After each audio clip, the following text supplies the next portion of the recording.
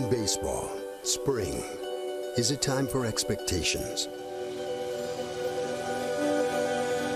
The results of the previous year have been properly cataloged, and the slate wiped clean with anticipation and new projections. But in 1990, no one knew what to expect when the start of the season was threatened by a dispute over the business of the game. The clubs decided to lock out.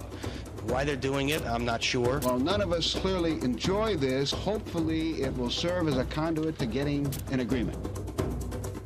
As training camps sat empty, a lockout prevented the season from beginning until a new collective bargaining agreement was completed. The Red Sox are trying to make it 2 in a row. Hi again, everybody. I'm Dwayne Kuiper with former 20-game winner Mike Krukow for EA Sports MVP Baseball. And now, here's today's starting pitcher, Sidney Ponson. This game features the Boston Red Sox and the Texas Rangers. I guess it means that the two parties involved just don't have an agreement yet. The owners always say, shortstop. Say we want a natural progression of salary increase, but it always seems to come down to the Tonight, an agreement in principle has been reached. Finally, after 32 days, the impasse came to a close, with both sides appearing eager to move on without lingering acrimony. And now it's 1 ball. The task now, it seems to me, is to see if the wound of this kind of a process can be healed as quickly as possible.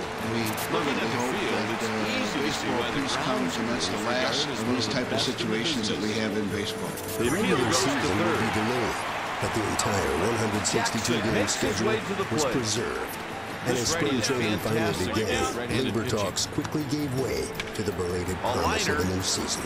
It's 1990. We have a new manager. We have a new attitude. We're just going to go out there and play hard every day. He's on first with a base hit. There's only one team at the end of the year that sits back and says, yeah, no chance of being caught. We're going to be that team this year. I get ready for this year to win another pennant. That's a big goal of mine. Sometimes you try to make a hitter chase your pitch. That's exactly what you saw right there.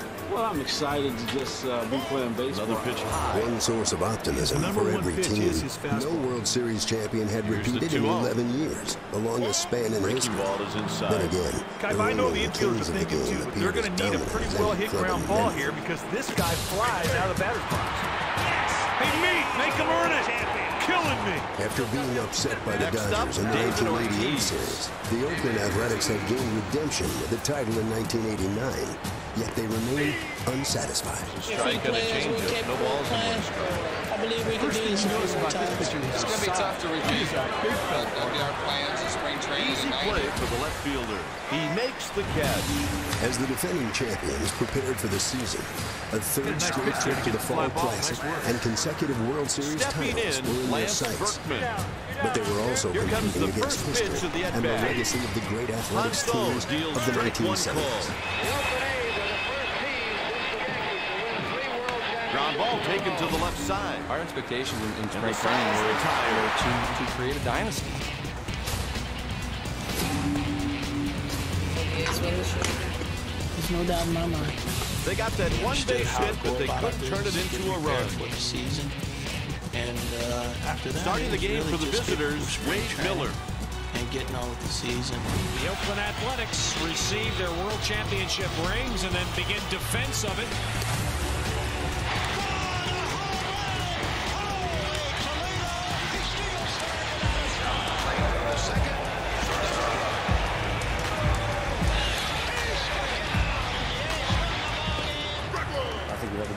I also have total respect for the competition. Walks are few and far between when this dude's on the hill. I pick the A's. With Ricky Henderson, on the ground, Jose Canseco, and Mark McGuire powering the offense. And a pitching staff that included righty Bob Welch, perennial 20-game winner Dave Stewart, and the most dominant closer in the game in Dennis Eckersley. Hit towards first base. Oakland immediately charged to the top of the AL with a quick start.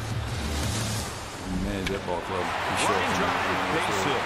Console to the right, and you just push a button. He's around first. Starting pitching, you had it. He's headed to third. You want somebody to Close join this play, offense. and We had he's a bunch out. of guys. Oh, off, partner. Why try for extra bases there? That is just flat out dumb. This one's done. It's outrageous. We had a swagger. I mean, we talked about it. This right-handed hitter usually performs well when there are right-handers on the mound. He's swaggering, I think, calling it a strike. Got the inside corner. His pitch list consists of a four-seam fastball, For the third straight year, the A's were imposing their will on the American League, while in the senior circuit, a pair of surprising young teams had taken control. Looked like a good pitch, but called a ball. Sometimes you try to make a hitter chase your pitch. That's exactly what you saw right there. The glory days of the big red machine were only a fading memory. The Cincinnati Reds win in consecutive years. And after failing to make the postseason year after year one, in the 80s, the game is Reds scoreless. owner Marge Shaw tried to jumpstart her franchise by hiring Lou Piniella to Mahomes manage comes to the club. plate. There's a tremendous opportunity, and I told Marge that I don't plan to disappoint her at all. I knew that the Throws team it had over for a talent. strike. They finished He brings a second in good their four-seam division fastball, 3 or 4 a decent years in a slider, row, and an average late two-seam 80s. fastball. And I knew that I was Strike getting a ball with the club slider. that could win. Lou Piniella definitely would set the tone in 1990. Walks into the That's a clubhouse and three-pitch looks at strikeout. and says, Three pitches, three strikes, doesn't get easier than that part. I told these guys, I said, look, you guys are at the right age. Ready. You got the talent. Painted the inside corner. It's time for you all to This win. right-hander is one of the best strikeout pitchers in the league. It's hit out to center. Nix makes the routine catch. He didn't get all that ball. Sealer struggled, got under it, made an easy play. Bolstered by Pinella's This guy is confidence, okay Cincinnati against began right-handed pitching. 1990 red hot. When you start out Strike 9-0, one. 33 and 12, you no longer think you're good, you know you're good. We could beat you stealing the base. We could beat you with power. We beat you with defense. We thought we were 1-1 unbeatable. count. It's easy to go out there and play when you know every day you have a chance to win. Hit the other way out to right. The first 6 weeks of the season, Monzon it seemed retires the every side time in the Reds order. needed a big performance, someone Heading into the stepped bottom up. of the second. The No two biggest score threats here. on the roster were in center field and at shortstop, in the form of Eric Davis and Barry Larkin. Probably not going to win any batting time. Power. Fastball for a strike. He showed excellent command with that pitch. A strike right on the edge of the zone. Catch is made. Here comes Bonds. The throw by Davis. To me, he was probably the best player on that team. And then there was Larkin, who had emerged as one of the league's top shortstops. And on 3 pitches, he's gone. Shot up the middle. Flag by Larkin. He was a guy who embraced every He's got facet one of the consistent game out pitch. that was necessary to be a great all-around player. On the mound, Jose Rio was Cincinnati's best Terrific starter, pitch there, but the Mark. heart of Put the the Red fastball staff right could be where he found wanted in the for a called bullpen, strike. where a trio of hurlers were simply A nasty. 3-pitch strikeout. 2-strike pitch, and this baby's over. Norm Up Troutman, next, Rob Lance Dibble, Nix. and Randy Myers. 2 outs They and called nobody them on. the Nasty Boys. It's hit out towards short. that you had 3 pitchers at any Miller time with a 1-2-3 you out. inning. Every single time they go out, After 2, they the dominate. game is scoreless. They weren't afraid to hit you. They throw inside. Leading off the third, Johnny Damon. This hitter enjoys modest success against right-handed pitching. Fastball misses upstairs. Sometimes you try to make a hitter chase your pitch. That's exactly what you saw right there. If Norm struck out Out the of the side, zone, that's a ball. Sometimes you try to make a hitter chase your pitch. That's exactly what you saw right there. If Dibble struck out the side, you know Randy wanted to strike out the side. Led by the Nasty Boys, hits it over the Reds towards second. would lead the league in saves Got him and for the out. strikeouts, and also Blaylock set a made tone him look for easy the on that after entire first club. strike. Confidence, Dirksen will hit next. determination that they had from the bullpen filtered down to us, and we knew that we had to lead by the 6th inning. The game was over. That was the sole reason that we broke out so quickly and built up No such a big chance of lead. catching that one. A few hundred miles east at Three Rivers Stadium, the Pittsburgh Pirates were looking And to the pitch. recapture a measure of 1970's success as well. Out of the zone, that's a ball.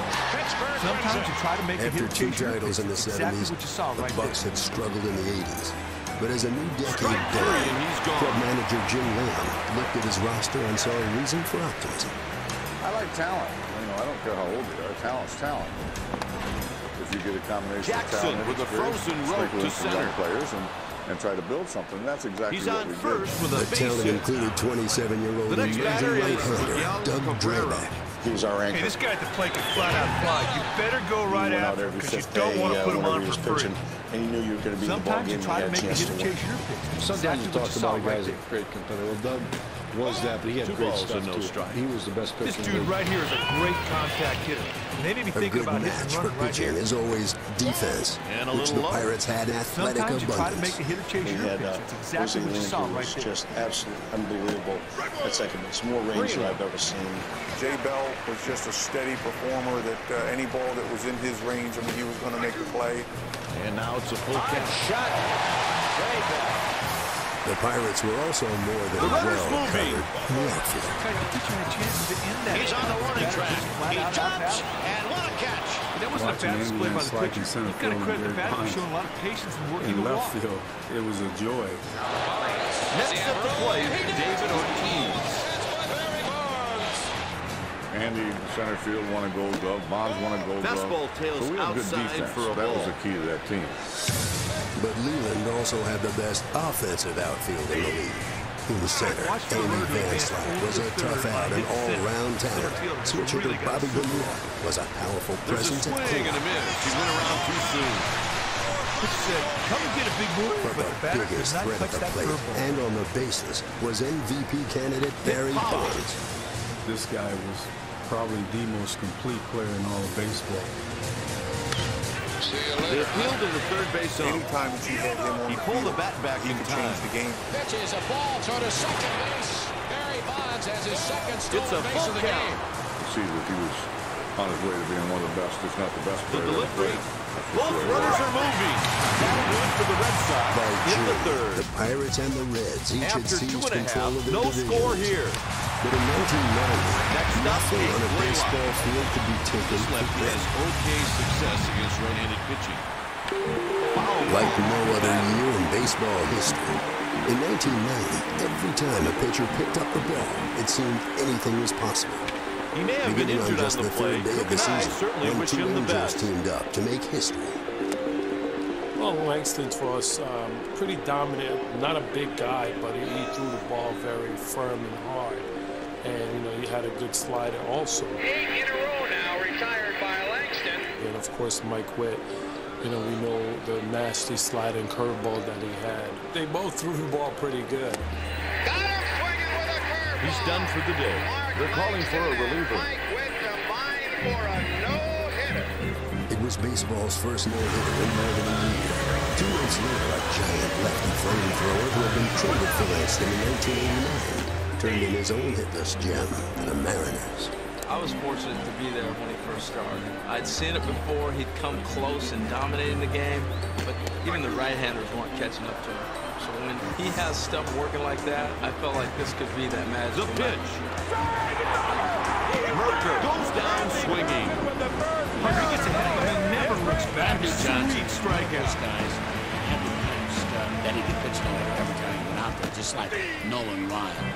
In fact, just 9 days after Johnson's no-hitter, the 43-year-old Ryan made a bid for yet another no-no. Well, I believe he could throw one pretty much any time out. He had that kind of stuff. Well, at the center of the plate, Gary Pettis. No hits through 4. Early on, he was getting out pretty quickly, and then all of a sudden you could see that the momentum was starting to build. And it's low. Sometimes you try to make a hitter chase your pitch. Exactly what you saw right there. His 6th career no-hitter. Sometimes you try to make a hitter chase your Pretty pitch. special. Exactly what you saw right there. 3 weeks later, former Down he teammates goes on Fernando strike. Valenzuela and Dave Stewart each took to the hill, thousands of miles apart. I did not warm up very After well. 3 innings, the game is Really scoreless. felt it was going to be a tough day, but by the 5th inning, Berkman I remember is the coming next to the hitter. dugout, and I told Dave Duncan, these guys are going to have a tough time getting a hit today. Through 5 innings, the Toronto Blue Jays have no The hits. count's 0-1. My stuff was different. My forkball was He really, delivers. really nasty that day. Strike 3 call And he and a swings football and just dropped misses. over the outside corner. It was his ball game. He didn't go out there to pitch 6, 7 innings. He went out there to pitch 9 innings.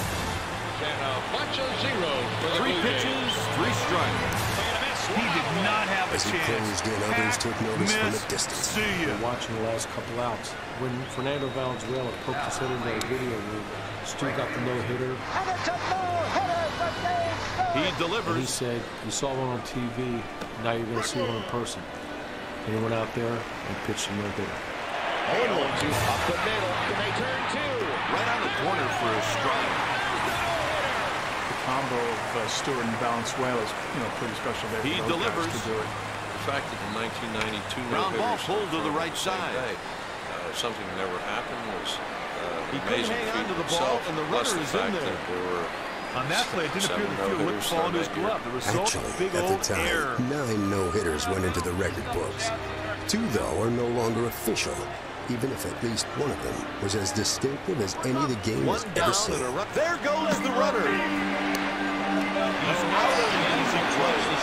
He threw a bullet right there to get that would-be base stealer. You see how guys dealing like that. The last thing you want to do is make the defense 2 outs. break it up for him. Flowers drops it, now picks it up. Inside, 1 ball to 1 strike. Flying away, drops the ball. Everybody's going to score. Jesse is there. Now he drops it. Robin scores, and the Sox lead it. He usually did everything possible for him not to get it. On the 3 ground. 8th-inning errors cost Andy Hawkins and Third the out, Yankees we go to 4 the bottom of unearned the runs. And when New York failed Going to into score the in the bottom top of the of the fourth, 9th, no score Hawkins here. lost despite throwing 8 no-hit things. The top of the order coming up. This lefty really knows how to approach right-handed pitching. A liner. I don't know if it's just a weird year or what, but He's out with a leadoff single. I think I'm the only one who's losing. 2 starts later, Hawkins faced the Red Sox again in New York. But this time, opposing pitcher Melito Perez was the one throwing no-hit ball, at least until Mother Nature had his side. Rain delayed. This could be very interesting right here. We were teasing him about it. That's not really a no-hitter because you didn't win that whole 9 innings. Obviously, the game is official, and Melito Perez a no-hitter through 6 innings. Today, neither of those no-hit outings are classified as official. As in 1991, the rules were changed, requiring a no-hitter to be at least 9 innings and a complete game of hitless ball. Meanwhile, 1990's no-hit fever resumed in more conventional form in August, when lefty Terry Mulholland took the mound at Veterans Stadium in Philadelphia against the Giants. I distinctly remember the last out of the game. Gary Carter hit for me. Hit a line drive. And he did it. It's amazing to throw a no-hitter. Way back, and see you later. He did a masterful job. Toronto's Dave Stewart had won 140 games in the league, second most over that span, but he'd never thrown a no-hitter, and 3 separate times had lost them with 2 outs in the 9th. Came so close so many other times. One time it's a bad hot single. We faced him in Toronto one time where I think he had 26 up, 26 down. And we were up 2 outs and 9 to the double. Nobody on. But in the year of the no-hitter, Steve finally earned his date with hitless destiny. The balls and 1 strike.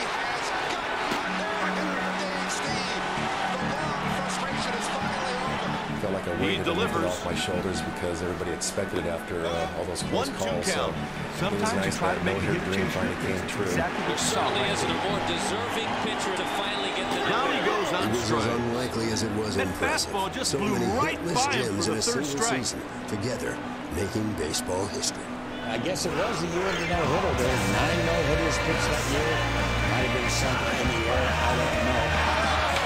That one splits the outfielder. He's in there with a 2-out single.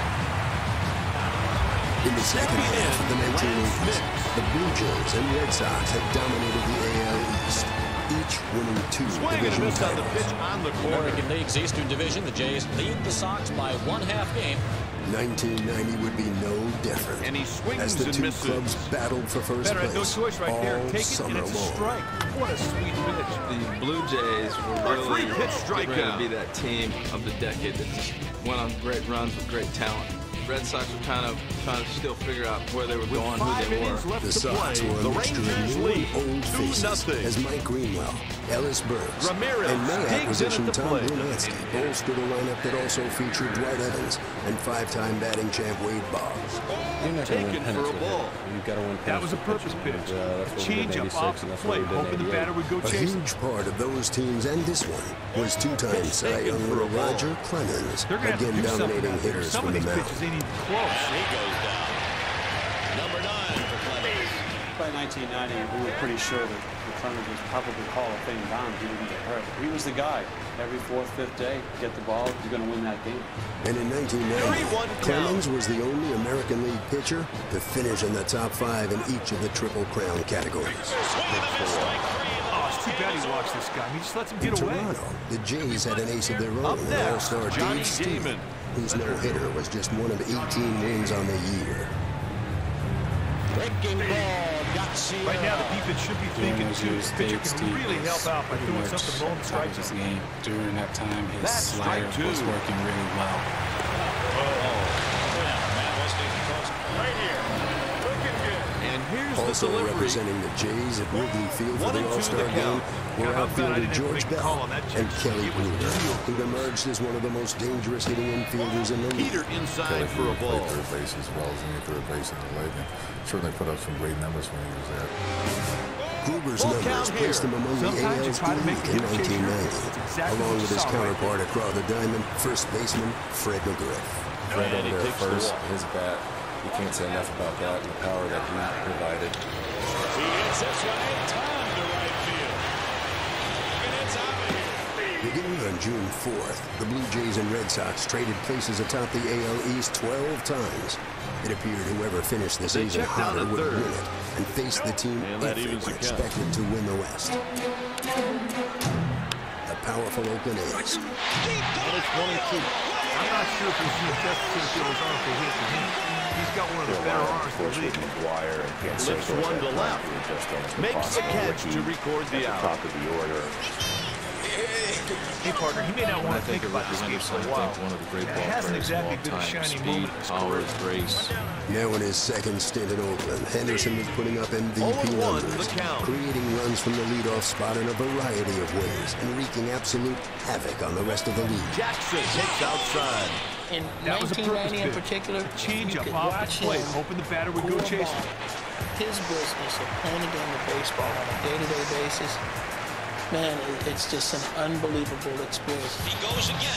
Here's the Got him with the change-up at the knees. The A's pitching was boosted by Bob Welch, who had a career year on the mound at age 33. This guy has a great approach to hitting, and that makes him just a By pretty season's special end, hitter. Welch would win a league-best 27 games.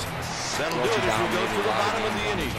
He understood that year what he needed to do to pitch and to pitch successfully.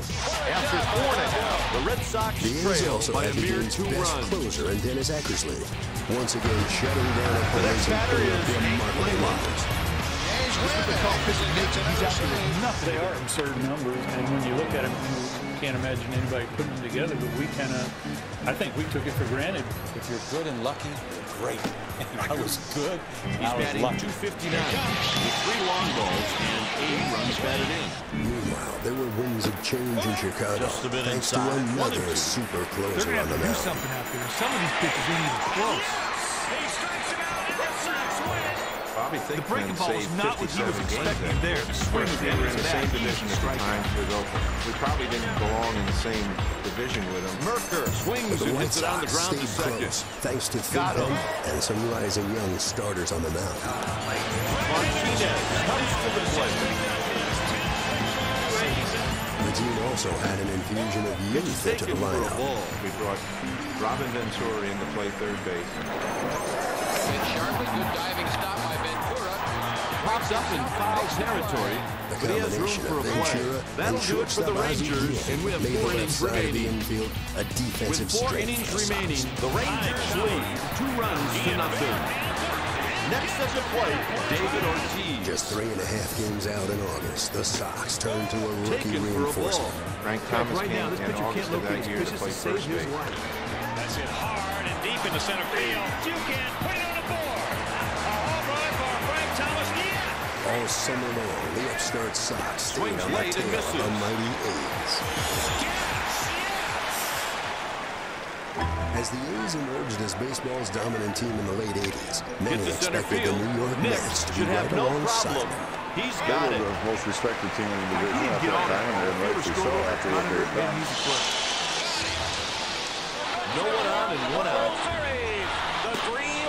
A bit outside for the Mets' ball 1986 championship, the team was plagued by injuries and underachievement, only managing to win one division title over the next 3 years. Sometimes you try to make the hitter chase your pitch. That's exactly what you saw right there. There was something missing. There was a confidence missing. Whatever swagger they had or whatever confidence they had was clearly diminished. Still, 1990 began with a renewed optimism in New York. With former Cy Young winners Dwight Gooden and Frank Viola leading the rotation, and all-star closer John Franco anchoring the bullpen, the Mets entered the season again as an NL favorite. I don't think anybody misses for a ball. Sometimes you try to make a hitter chase your pitch. That's exactly what you saw right there. But talent couldn't make up for the kind of mistakes the Mets were making early on. He's on with a single. Nothing spectacular there. Just a good old-fashioned base hit to get things going. With the team below 500 in late May, longtime manager Davey Johnson was fired and replaced by third base coach Buddy Harrelson. Right after Buddy took over, strokes this one into left field. The Sox retired with one man left on more base. like the Mets of '86 than they ever were after '86. At the center of the turnaround was right After fielder 5 and a Darryl half, Texas Strawberry. leads by 2. Darryl was hitting 3-run home runs every other day. He was running dramatically. That's their winning streak to 11 consecutive home games that took their Mets record. The Mets' signature swagger had returned, and the team quickly clawed back into the NL East race to challenge the Mets. But the Mets' turnaround was perhaps expected. In Kansas City, there was hardly much hope for George. He could be gone. In April and May, I struggled so bad. The talk shows, the newspapers suggesting that I might be over the hill. I might have played, this might be my last year. At 37, it appeared Brett would be unable to combat the naysayers until suddenly. That one's just missed. I just got hot, and I've always been a streaky player. And once I started getting some hits, the average went from 250 Rounded to 260, to the right side. 260 to 270. They turn 2. Probably had the best second half of my career. Brett's surge increased his average to 329. Now there's a great example of defense picking you up. They turned a sweet double play right there. What a difference the second half of the season has meant to him.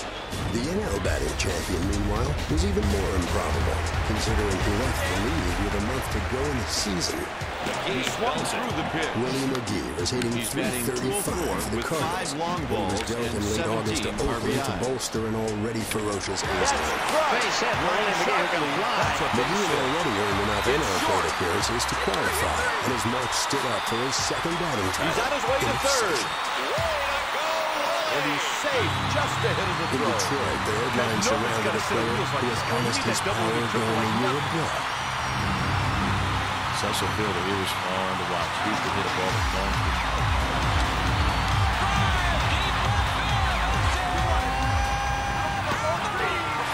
0-1 count.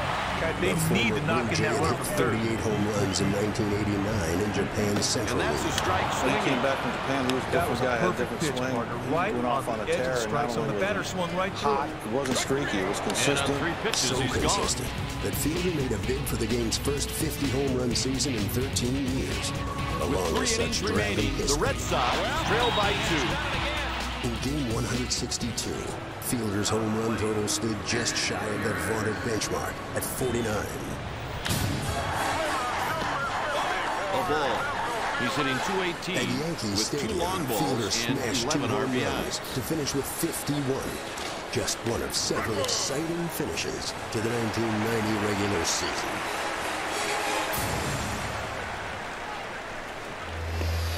As the September stretch run began in 1990, the White Sox hopes of upending the A's orbit disappeared when Oakland strengthened its already formidable lineup.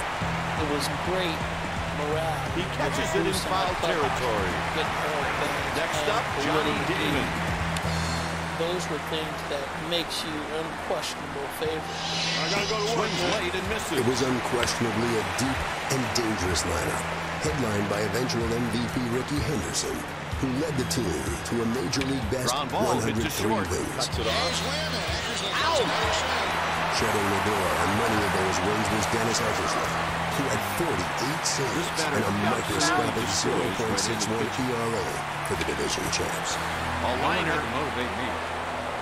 There wasn't a better year. He reaches with a single. I think this guy's coming in his room. May have been a problem for the Cincinnati Reds, who struggled to play .500 ball after their brilliant start. The Cincinnati Reds, who started out 30-12 at the beginning of this year, have fallen on some hard times. The throw is was okay. The guy walked right into his lead. He never had a chance to throw him out. Well, we were 50 and 51 after our fast start, but nobody really got close to us. No balls, probably 2 strikes. Third week. It might not be a bad idea to hold him on the third. He can get the ball and play his hurt. The Giants and Dodgers both made It's late hit out runs to right in the field. NL West, but thanks in part to stellar late He season makes pitching the by play. Jose Reyes. It's The time Reds for the hold them up. 7th inning stretch.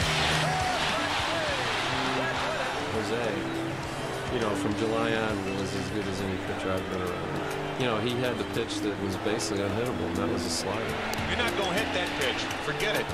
The Reds also benefited from 16 second-half starts by Norm Charlton, one of the crew of nasty boys in the team's bullpen. One to left. He could be a long man. He could close ball games. He could be Puts it a away for the situational out. pitcher. He could He start. didn't get all that ball. He was straight over, got under it. And he definitely exuded the confidence to go out and beat up a bunch of innings.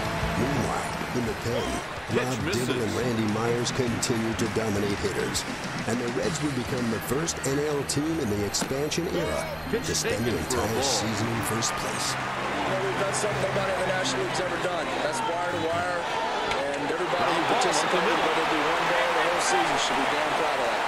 In the NL East, it was a battle between New York and Pittsburgh. The Mets stayed strong through the summer, thanks to Darryl Strawberry and his 37 home runs. Considering the Mets have won 2 division titles in the last 5 years, most observers favored New York. The Mets had a more veteran team. He pulls the ground ball to the right side. More veteran teams. They turn the double play.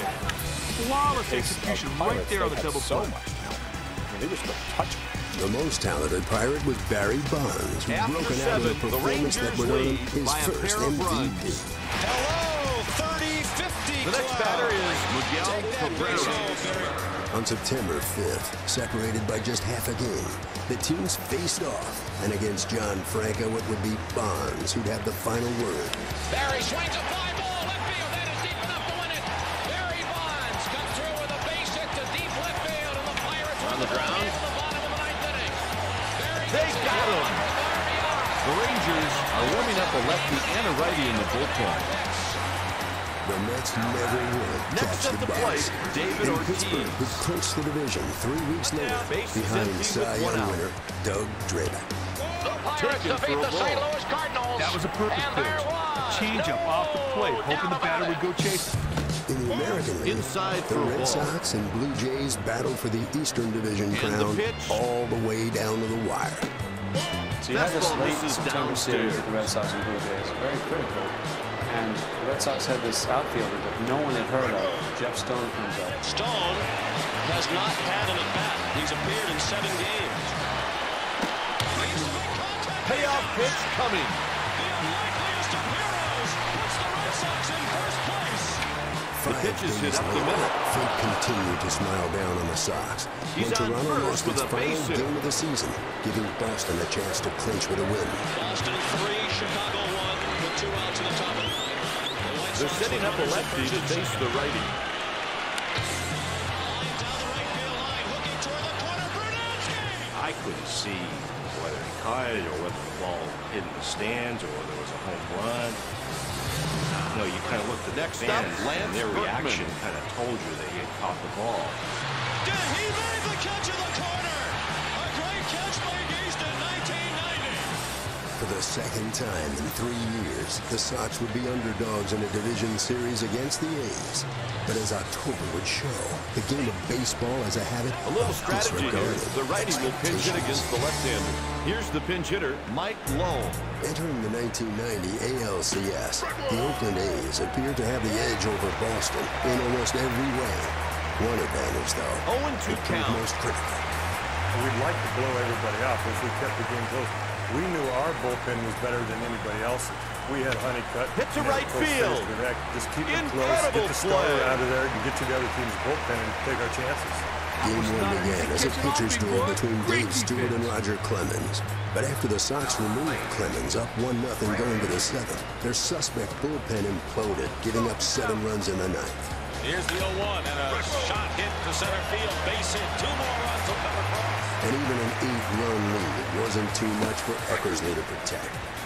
You look at it from the Red Sox underdog standpoint. This is the delivery. A 3-pitch strikeout. They were leading after 7.5. The score is 2-0.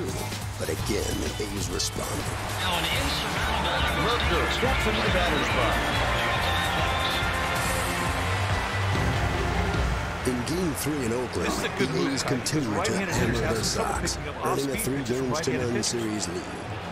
They've gotten a 1-0 lead in all 3 games, and you guys have shut the door, all 3 starters. Well, we've been able to do that all season long. It's not like this is Second something baseman new. makes the The catch. next day, the Red Sox frustration boiled over when the team's ace took the mound.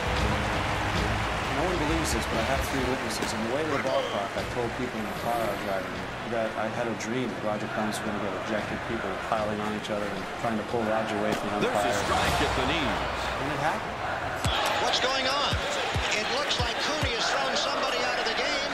Roger got a couple of strikes on foul balls on Terry Cooney, the umpire, and he just and here's the delivery. Cooney, and it just got crazy. What we watched Dempster makes the catch. Probably the most bizarre thing I've ever seen from a player. And now Clemens has charged the umpire. I've never seen a guy, go after someone like that and had to be restrained, and nobody can figure out why. He almost bumped him. Morgan is trying to restrain him. Obviously, Clemens has been thrown out. We've got a nasty scene here. It was kind of scary to watch, and this day didn't last very long. When the dust had settled, the A's had taken a commanding early lead. Towards second and base. soon Oakland's Gathers it in with his glove. Dempster retires the side in order. At the With 1 top inning of their left to game, play, there was the only score one is question 2-0. left for the A's. Who They're their making a opponent would defensive be in the switch. World In Series. comes the new shortstop. Despite having led the NL West wire to wire, the Reds entered the playoffs as underdogs. We honestly believe that Pittsburgh was the best team in baseball that year. So, we knew we had our hands full with those guys. They had such a potent offense. They had very good pitching. We knew we could make many mistakes. We had to take it to them. But in Game 1, the Reds struggled against Pirates starter Bob Walk. In Game 2, though, the momentum would shift on a single throw. Swank will tag. It's a good fun situation right here. No outs and a runner on first. That's some serious heat. 96 mile an hour on the gun, but it misses for a ball. Anytime that you can run a Pitch guy misses out, for a ball. whether it's the first Sometimes inning you try to make the hitter or chase the your eighth pitch. inning, It's exactly what you saw right there. It leads to something. It prevented them from being able to score runs. That really changed this inning and this game. And following 3 hitless innings by the Reds, He comes up a little bit short. Was even. Then, He's on as with a play single. moved to Pittsburgh, the Reds grabbed 2 more wins and a commanding series lead. Stepping in, Johnny With their Damon. backs to the wall, the Pirates turned to Cy Young winner Doug Drabek in Game 5, hoping to extend the series at least 1 more game.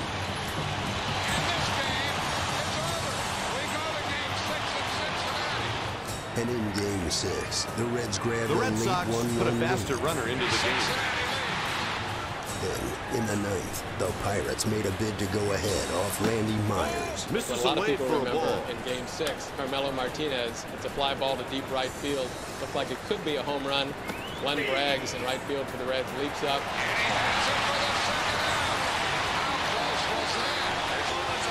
The home plate umpire asks for help at third. That was a huge play, quelled a Pirate rally. and the Reds went on to win. And he struck him out swinging. Ground ball hit to the right side. They got him. That's the third double play of the game for Boston.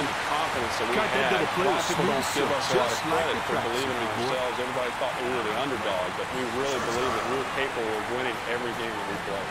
And their thoughts will now turn to the World Series. It has been some kind of season for this ball club.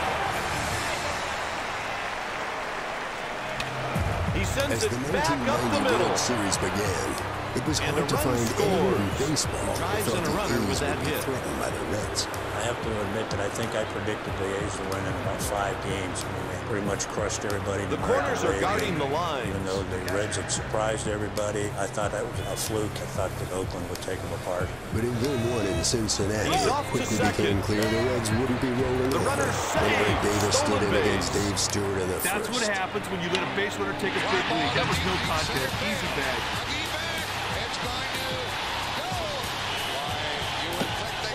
Outside. People talk about my home run set the tone. But if Jose Rio don't come out and pitch the way he pitches, they're not even talking about my home run. Stick to the lead.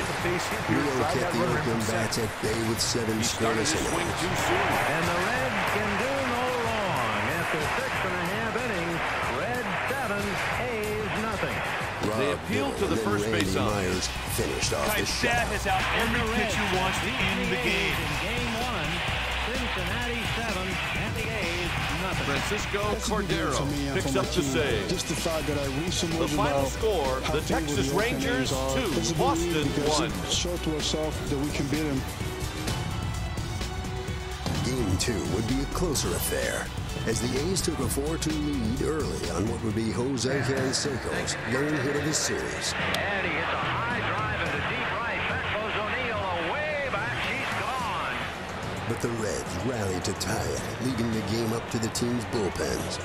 And after 2 nasty boys hurled 3 scoreless innings, it was up to Dennis Eckersley to do his part in the 10th to preserve the tie. This is not a great situation to be in. His control was phenomenal, and he'd had such an extraordinary year that you did not want to see him out there on the mound. But then, improbably, the Reds found a way. Billy Bates comes off the bench, gets a pinch hit single in the bottom of the 10th inning. Chris Sabo singles into second. Joe Oliver drives him in with a memorable hit down the left field line. That ball is fair.